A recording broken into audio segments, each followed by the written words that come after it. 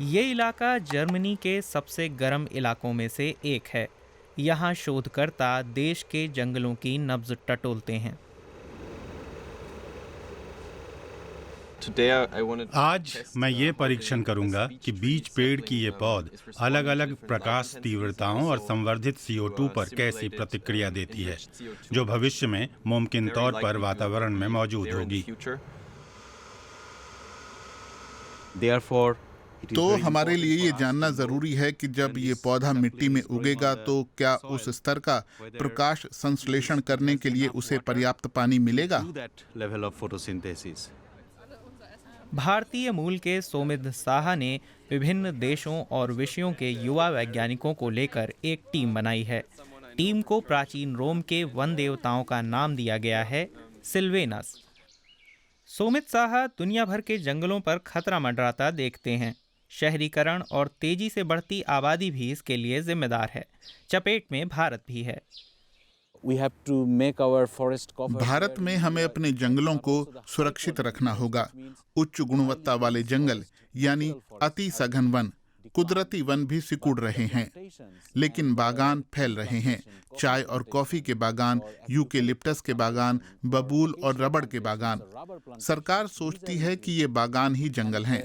भारत में 21% जंगल हैं।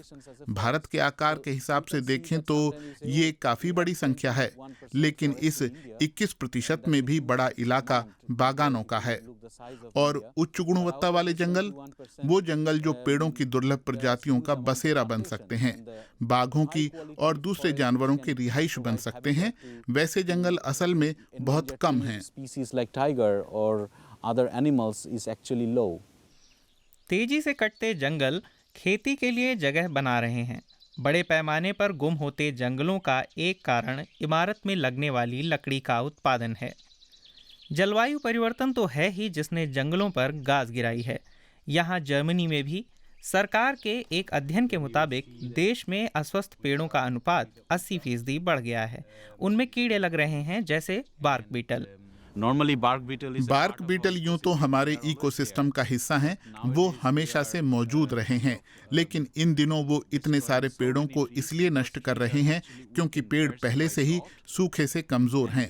कोई पहले से कमजोर हुआ तो बीमारियां उसे चपेट में लेंगी ही, जैसा कि इंसानों में होता है, पेड़ों में भी वही होता है।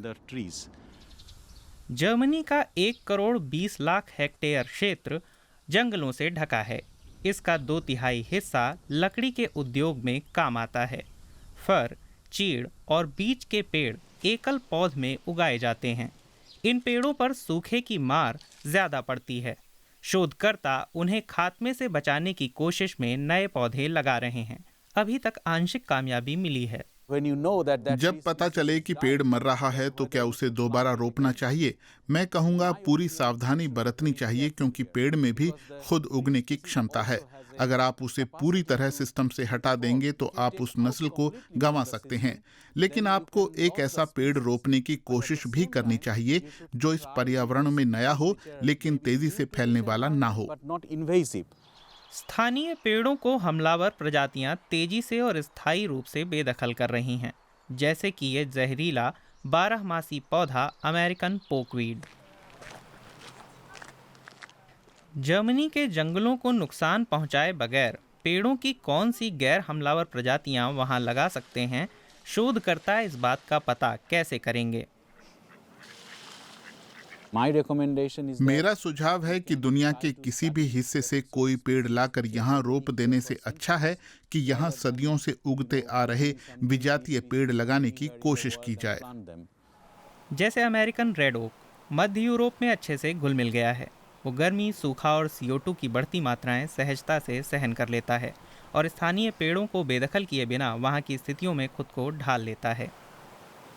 यहाँ तो रेड ओक ने किसी तरह खुद को नई स्थिति में ढाल लिया था, और इससे इस बात की पुष्टि हो गई कि वो असल में छायादार जगहों में पनप सकते हैं। इसलिए यहाँ रेड ओक तेजी से उग रहे हैं। इमारती लकड़ी वाले इस जंगल में अमेरिकन रेड ओक पेड़ों को यूरोपीय हॉर्नबीम पेड़ों के साथ लगाया गया था। इस प्रतिस्पर्धा में ओक वृक्ष तेजी से और अपेक्षाकृत सीधे ढंग से उगने लगे। नतीजतन उच्च गुणवत्ता वाली लकड़ी मिलने लगी। टिम्बर वाकई एक अक्षय स्रोत है और इको फ्रेंडली भी है। हमारा लक्ष्य ये होना चाहिए कि हमारे इलाके की लकड़ी की जरूरत उन्हीं पेड़ों से पूरी हो जाए जो हमारे यहाँ उगाए जाते हैं।